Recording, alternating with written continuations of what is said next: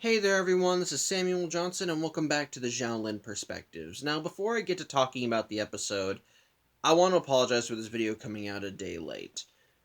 Last night, I was not in a good headspace. Just things have been going on in my family. They've been going on for a while, but last night it was not good.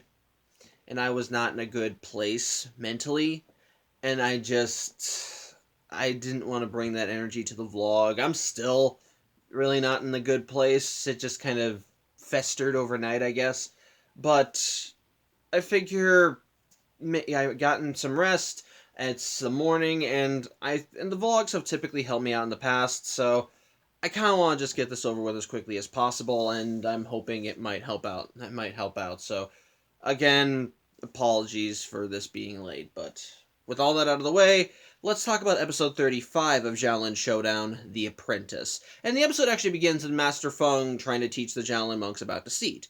Mostly because, with the ever-growing threat of Chase Young, he believes that they need to properly prepare to fight him, and what better way to fight the enemy than to think like the enemy. And as such, he gives the Xiaolin monks a little challenge. They're all going to be trying to race to the top of a giant pile of rocks. Whoever gets to the top wins, and they have to use whatever means they can to try and come out on top. And, well, the other Xiaolin monks have gotten to seat down pat, as all of them take advantage of Omi to try and throw both him and the other Xiaolin monks off their game, so to speak. And, well, it ends up working out as Kimiko ends up winning, and Raimundo, Clay, and Omi all end up falling flat on their faces. Although Raimundo and Clay also take advantage of Omi's trusting nature, as he's the only one that didn't try to use the seat at all to try to achieve a win, as he just relied on his skill. And if it wasn't for Kimiko trying to fake a leg injury, he would have won, but, deceit and all that. However, going off with the bad guys, we see that Jack, in his attempt to try and continue finding a new evil partner to help him out, because I'm guessing he ditched the Cyclops between episodes, he has rebuilt Robo-Jack. Remember him? He was the robotic double that Jack created that eventually he wound up butting heads with because the robot was too much like Jack, so it betrayed him, since that's what evil partners do. Well, Jack rebuilt him, except now with an obedience chip, so he'll do whatever Jack wants. Well, apparently the chip was bugged because the instant that Robo-Jack is rebuilt, he immediately starts telling Jack that he'll be doing all the chores and that he's in charge, which results in both Jacks fighting. However, in the midst of this fight, they end up getting contacted by Chase Young, who tells Jack that he has a proposition for him. You see, Chase is in the market for a new apprentice, and he wants Jack to try and, apply for the job, so to speak. Jack thinks that this is a golden opportunity to get in with one of his quote-unquote heroes, but again, Chase reiterates, it's just an application. He's basically going to be putting Jack on he's basically going to be giving Jack a test, and if he passes the test, he can be the apprentice, and on top of that, he's not the only one lined up for the job, as Cat Nappe is also under consideration. And as such, Jack realizes that Jack learns that if he doesn't pass if Cat Nappe passes the test before Jack does, she'll get the job. And the test, get the next Shengong Wu that reveals itself, which, again, should raise a few red flags considering that Chase doesn't really care about the Shengong Wu, but whatever. Jack falls for it hook, line, and sinker. And as such, when the next Shengong Wu reveals itself, both the Jacks, Cat Nappe, and the Xiaolin monks all make a race for it. In this case, the Shengong Wu is called the Woozy Shooter, a trumpet or gun? I don't know. It's basically a gas blower that emits a purple haze, and anyone that gets caught in the purple haze, well, they basically just go loopy. They begin hallucinating, acting all weird and wonky. Basically, they're high. And as such, everybody rushes to where the Woozy Shooter is to try and get it, but unfortunately, Jack and his Robo-Double don't end up getting it because they spend the whole time bickering and fighting, and as a result, they just get in each other's way. And as for the Xiaolin monks, while they almost claim the Woozy Shooter, they get intercepted by, well, the U-Bots. Yeah, I was surprised to see them here, because to my knowledge, because I don't remember seeing them again after their initial debut episode, but yeah, they came back for this episode. And they're evil now! Yeah, it turns out that when no one was looking, Catnape managed to steal the Xiaolin monks' U-bots and reprogram them to be evil. So now they're working for her, and they easily dispatch the Xiaolin monks by basically cozying up to them because the Xiaolin monks are trusting towards their little robo-companions. As such, with the Xiaolin monks with the Xiaolin monks pacified, this allows Catnape to rush in and grab the woozy shooter, and thus she passes the test, and Chase says that she can be his new apprentice, while telling Jack that all he's earned from him is his pity. As such, Jack pretty much is just, well, he feels a little shamed, and the Xiaolin monks feel even more so that they basically got their asses whooped, especially by things that they trusted. However, when they get back to the temple, they find Jack Spicer waiting there for them. Why? Well, it turns out that Robo Jack decided to up the ante, so to speak, about trying to say he's the real Jack Spicer, and he changed the locks on Jack's house, so now he can't get back in. And apparently Jack's mom is making Robo Jack cookies. Either she doesn't love her son, or she's being deceived. I don't know. We have never seen her once in this show. Whatever. Point is, Jack feels like he has nowhere to go, and he basically is just throwing himself at the feet of his enemies. However, Omi, being the optimistic sort, I asked Jack if he's considered being a good guy, something the other Xiaolin monks don't want to even consider because, again, Jack fucking Spicer. But Jack kind of does consider Omi's offer and says, you know what, maybe I will try to be a good guy. And thus, Omi allows him to join up with the Xiaolin Temple. And while Master Feng does object, Omi does vouch for Jack and even throws some of Master Feng's teachings into space about turning enemies into allies, and so Master Feng reluctantly concedes, and thus Jack ends up getting his own bunk at the Xiaolin Temple. And as such, the next day, Jack is pretty much put through the ringer, as Omi believes that before they can train him to be good, they need to untrain him to be evil. And so they basically put him through hell and back with chores, as Omi believes that doing all these chores will be able to push the evil right out of him, and thus he'll be ripe for the molding, that they can make him a good guy proper and all that stuff. And the thing is, though, chores do end up tiring Jack out, as that evening Jack just collapses in his bunk. And the other Xiaolin monks, well, they're kind of happy to have Jack on standby, mostly because, like with Vlad, when he was temporarily a part of the Xiaolin monks, he's doing all their chores for them, and well, they get to mess with Jack. That's always a plus. However, the celebration is kind of put on hold as, well, the temple vault is broken into by the U-bots, who immediately begin running away with various Shen Gong Wu. As such, the Xiaolin monks end up catching their robotic doppelgangers, but before they can engage them in combat, Catnape appears on the scene and hits them with the woozy shooter, which causes the Xiaolin monks to go loopy in the head and just go nuts, which in turn allows the U-bots to rush in and easily subdue their humanoid counterparts with relative ease. However, the commotion outside ends up waking up Jack, and so he runs outside to see what's going on and sees the Xiaolin monks and Catnape and the U-bots. And so while Catnape tries turning the woozy shooter on Jack, well, he armed himself as he pulls out the reversing mirror, which in turn reverses the purple haze and sends it right back at Catnape, causing her to go loopy in the head as well, and, well, distracting her, and basically pretty much leaving her open for the attack, As such, the Xiaolin monks end up recovering from their brief stint into madness, and so it allows them the opportunity to basically fight back against the robotic doubles, and sure enough, they end up beating the U-bots' asses and just tear them apart. As such, while Catnape is beaten, the Shen Gong Wu that the U-bots were stealing are just lying there on the ground, and Jack Spicer, being Jack Spicer, basically sees an opportunity and goes for it, as he just grabs the Shen Gong Wu and runs for it. Is anyone surprised? Not really. Basically, as such, while the bad guy is technically beaten, well, the Shen Gong Wu are still gone, and Omi feels disappointed that Jack, whom he gave a chance, has deceived them. Jack takes the opportunity to bring the bag of Shen Gong Wu to Chase Young, who says he's impressed with what Jack did and says that he'll make him his new apprentice, which Jack absolutely loves, though again, it's clear that Chase is still not really happy with Jack, just going full fanboy around him.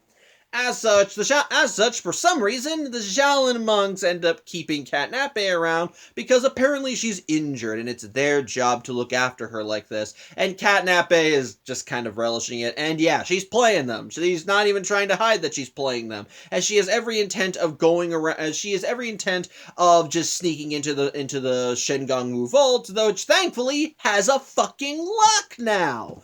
Let's see how long that lasts. But however, before she can even attempt to break this lock, Omi catches Katnape and asks why she's up and about, despite the fact that she's hurt, and Katnape immediately just starts putting on an act because, again, Omi's the trusting one, and she tells Omi that she wants to be able to prove that she's trustworthy to Omi, and she believes the best way they can do that is to get back the Shengongwu that Jack Spicer stole. However, and she thinks that Omi can help, although if they're gonna do this, she needs Omi to not tell the other monks because they don't trust her.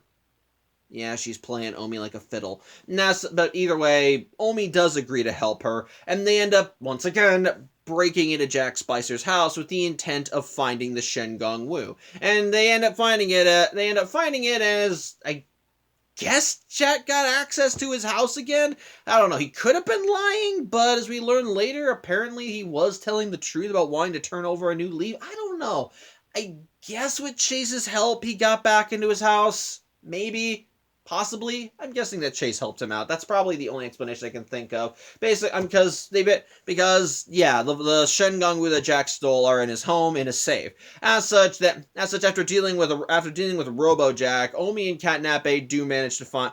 Omi and Katnape get the Shengongwu, but before they can leave, Jack basically arrives on the scene, and it turns out he's built even more Robo-Jacks, which he immediately sicks on the pair. As such, Omi and Katnape end up duking it out with the Robo-Jacks, and they end up taking care of most of them. But in the midst of the battle, all the Shengongwu get spread out and thrown across the floor.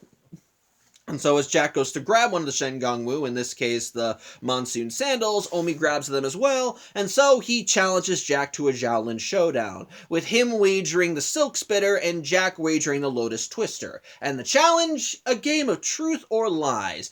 Basically, Omi and Jack are going to be asking the other questions, and the other person has to respond honestly. If they're telling the truth, then their footing will hold and they won't fall into some nameless pit. But if they're lying, then their footing will break apart and they risk falling into this metaphorical pit. As such, Jack accepts the terms, and thus Xiaolin showdown time, as Jack's house metamorphoses into, I don't know what to describe it as. But, here's the thing: in the room that all this is taking place in had a folding screen, but the folding screen basically just spreads out and grows into what looks like a barrier, and the house just completely vanishes as the area gets filled up with balloons that float up into the sky, with the rings of the floating screens basically acting as the border. And then basically as these balloons float in the sky, Omi and Jack are standing on the balloons, and thus, Xiaolin showdown time. And believe it or not, I think this is a really creative Xiaolin showdown, as the whole idea is that not only are both opponents trying to knock the other person down off of the balloons, but they're also going to be asking the other person questions, and they have to answer honestly. And it's not just a matter of actively trying to lie or be deceitful. It's genuinely about being honest, not just with your opponent, but with yourself. Because something to really think about with the truth versus the lies is that sometimes we tell lies to ourselves as well. We tend to try and convince ourselves that something is true when in reality it isn't, or likewise we think a certain way about things when in reality it's not what we thought at all, or maybe we are, and we maybe are aware of this, but for one reason or another, we're blocking it out, either consciously or subconsciously. And I find that to be a rather interesting concept. It's not fully explored in the showdown, unfortunately, as the only real instances we have of that are Omi saying that he doesn't have a big ego, Omi saying that he doesn't have a big ego, and which causes his balloon to pop, or Omi questioning Jack about whether he intended to betray the Xiaolin monks, and Jack says that he always intended to, which turns out to be a lie. Which I think I like that. Those are some nice little things, but I don't know. I feel like it could have been a little bit better explored. Maybe should maybe showcase more than just Jack. Maybe have Omi and Jack kind of delving into some personal areas that the other doesn't want them getting into. But either way, how everything goes is that Jack loses. Omi manages to probe enough questions and enough balloons are popped that Jack ends up falling off of the balloons and can't get another footing. And so Omi wins the Xiaolin showdown, winning the Monsoon Sandals and the Lotus Twister. However, as the showdown had been going on, Catnape took advantage of the situation and just nabbed the remaining Shengang Wu and made a run for it, which Omi is angry that she did this, but it turns out that he expected it this time, as when Catnape ends up leaving Jack's house, well, she runs into the U-Bots, who immediately hogtie her. Yeah, it turns out that the Xiaolin monks were not just sitting on their hands this whole time. Omi did tell them about what was going on, and Kimiko reprogrammed the U-Bots, so now they're good again. As such, with Catnape defeated, the Xiaolin monks are able to get most of the Shengung that Jack stole back. I repeat, most of them. They did leave behind the Shroud of Shadows and the Ring of the Nine Dragons, but at least everyone can pat themselves on the back to know that they at least stopped Catnape. However, on the sidelines, hiding in the shadows, are Chase and Wuya, as it turns out that, yeah, this whole thing was just a gambit by Chase Young to try and whittle away Omi's moral fiber, so to speak. Which, I'll get to my thoughts on that, but basically, yeah, this whole thing was basically to try and lower Omi's, I guess, trust of other people, so to speak, to try and learn more deceit, to try and, get him a taste of evil, so to speak, and that this will basically make him one step closer to being Chase's true apprentice. And as such, as Chase and Wuya just fade away into the shadows, because that's what you do when you're evil, the episode ends as the Xiaolin monks have returned to the temple, and they're playing poker, and apparently Omi's gotten so good at mastering deceit now, that he's pretty much he's just running circles around the other Xiaolin monks. And when they ask him how he keeps winning, he just flat out admits he cheats, which nobody knows if he's telling the truth or not because he's so good at lying. Though when everyone throws cards in his face in disgust, we see him put one in his sleeve, which yeah, he was cheating. So yeah, that was The Apprentice. I remember when I was younger, I didn't really know how to feel about this episode. I did like it, but it was more complicated. But it was mostly because it felt a little bit more complicated in certain areas. It's complicated for young me. Now that I'm an adult, I can kind of see through the veneer a little bit, but I can't say that this is a bad episode, so to speak. Case in point, I do kind of find the moral to be an interesting one. The thing is, while I am a staunch advocate for being a good person and being helpful when you can be, I've also learned the hard way that there are people in life who will take advantage of that mindset. That they will basically they will see someone who is good-natured and kind and basically just say, oh, you're a chump, I can use that. And there are people in the world that will happily, and I do mean happily, take advantage of you if you're in that position. They'll just look at you and think that you're a sucker and they can just run in and use you. And in some cases, they do.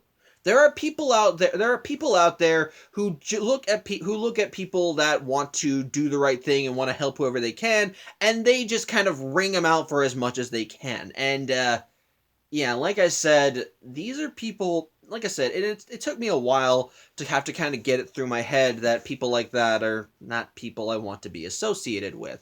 And likewise,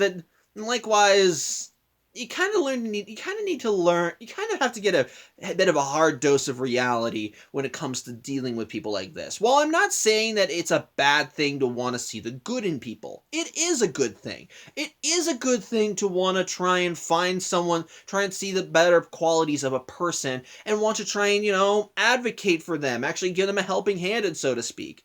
But it's also a good idea to be more objective when it comes to people. And while I do think it's still a good idea to try and find the good where you can, you gotta know your limits, and you gotta realize that sometimes there are people that don't want to be helped. And I don't like saying this, lost causes. And we kind of see that journey with Omi in this episode. As the whole episode, as rather than trying to bring out one of Omi's more positive qualities, this is the episode where Omi has to learn to not be as trusting as he normally is. Which I admit, when I watched this episode again for the vlog, I was kind of questioning whether that was something that needed to be addressed with Omi, as he typically in the past has been able to identify who's been good and who's been evil, and he's had a good head on his shoulders.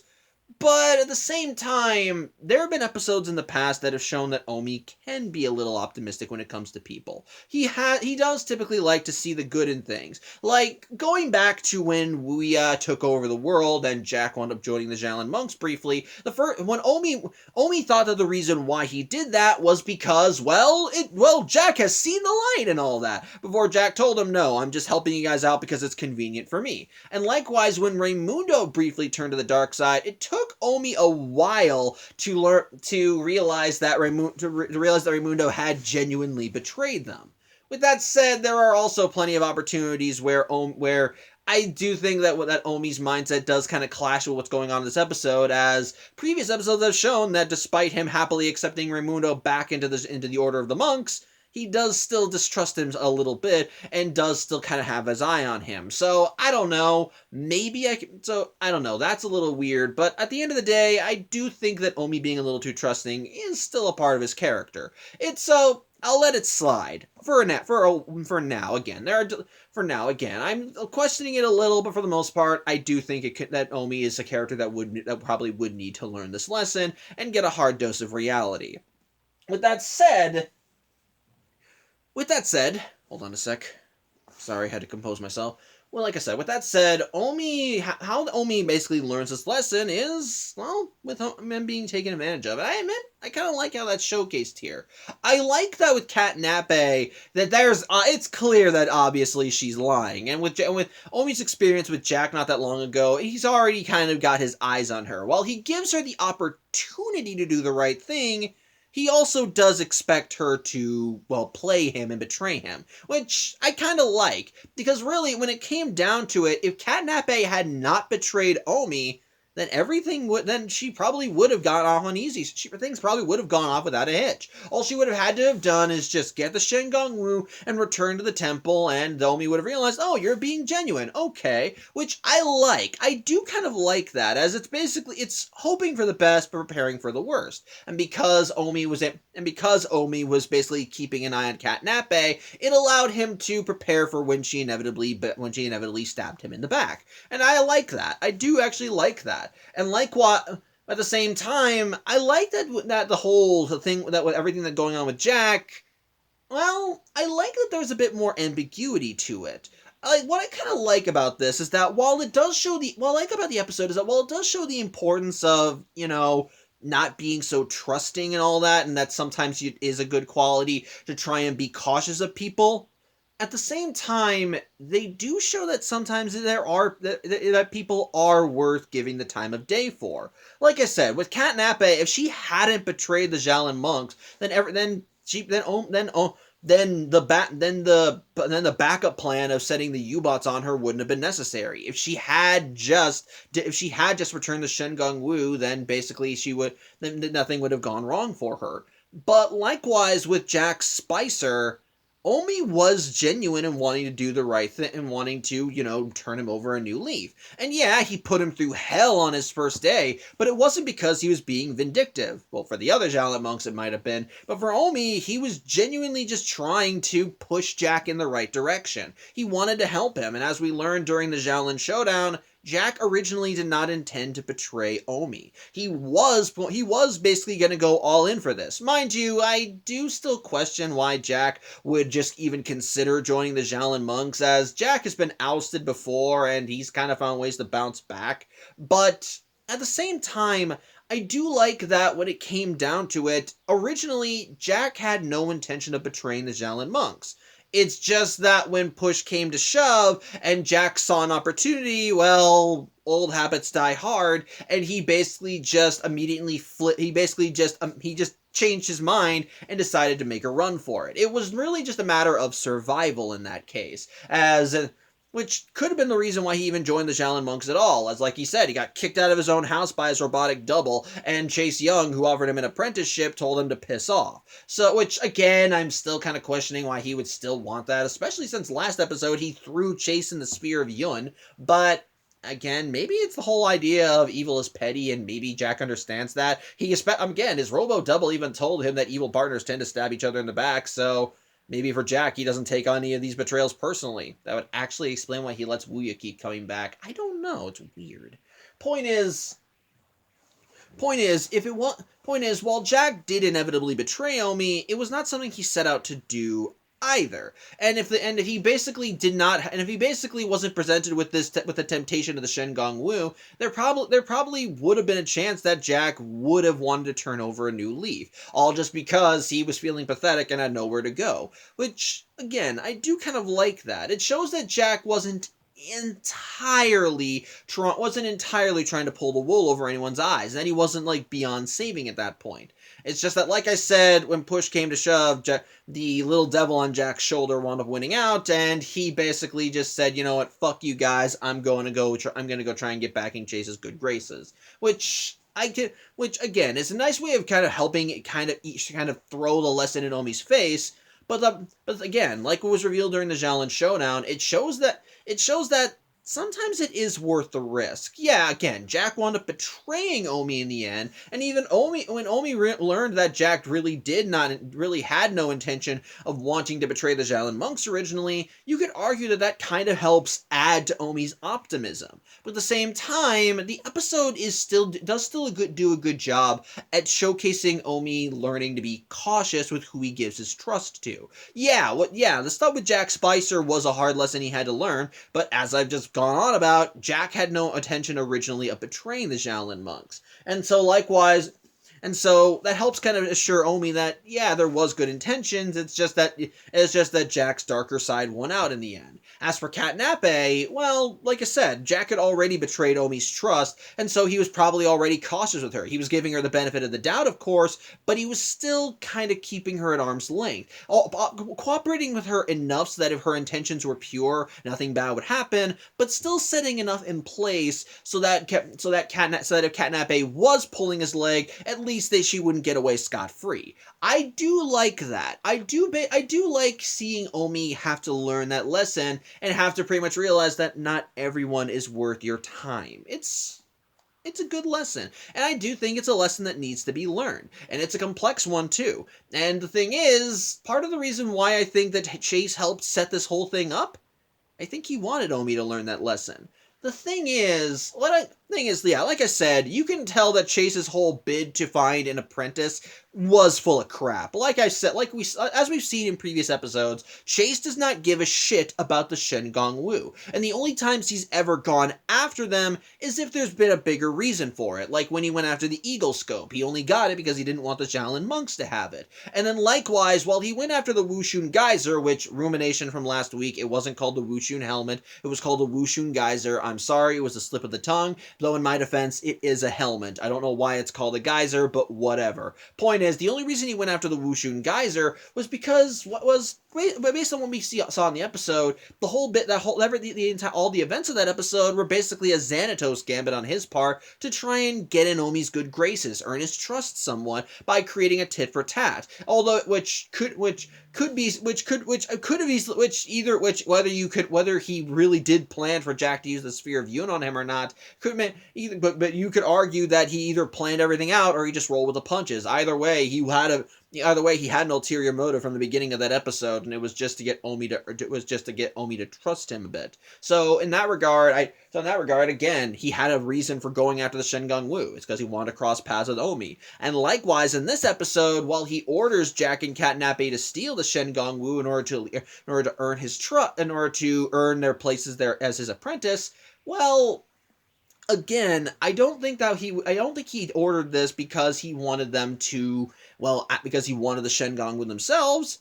I think he just wanted these two to come to blows with the Xiaolin monks. Now, whether or not you could, whether or not he knew that Chase and Jack, or that sorry, I'm getting names mixed up. Whether or not he knew that Katnape and Jack would end up trying to earn the Xiaolin monks' trust and betray them, I don't know. Odds are it was a good guess, though I'm gonna probably give some crap to that part of the episode, since that aspect of their characters is not really something to be planned around. And the thing is, neither Katnape or Jack don't really seem like the people that could do this. And I like to think that Jack at least gives the Xiaolin monks enough benefit of the doubt to think that they aren't too trusting of their enemies. With that said, it worked out in the end, I guess? I don't know. That aspect of his plan I'm gonna call question to, because that one definitely requires a bit of convenient timing. It requires him thinking that, no, it requires Chase knowing that Jack probably would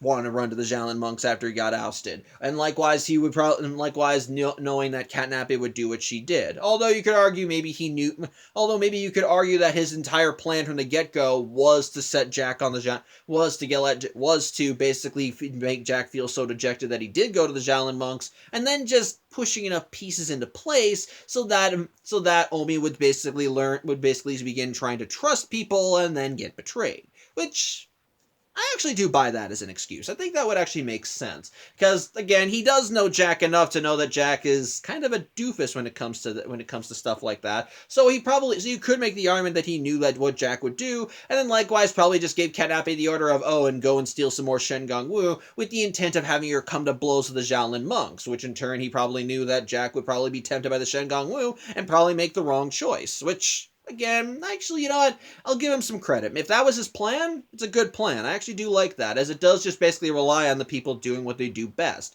And likewise, by Omi giving someone his trust and then having it thrown back in his face, it does harden him up a little, and does make him less trusting of people and being more open to playing them, learning deceit and all that. Which is at the end of the day was Chase's end goal. He's trying to whittle down Omi's moral fiber. So you could make the argument that all Chase had to do was just push enough pieces into place and then just let everyone do their own thing, which, as we've seen in the past, Chase is typically good at doing that sort of thing. So, okay, yeah, you know what? I'll take back that criticism. I could argue that Chase would be smart enough to at least set the events of this episode in motion, so to speak. So there you go.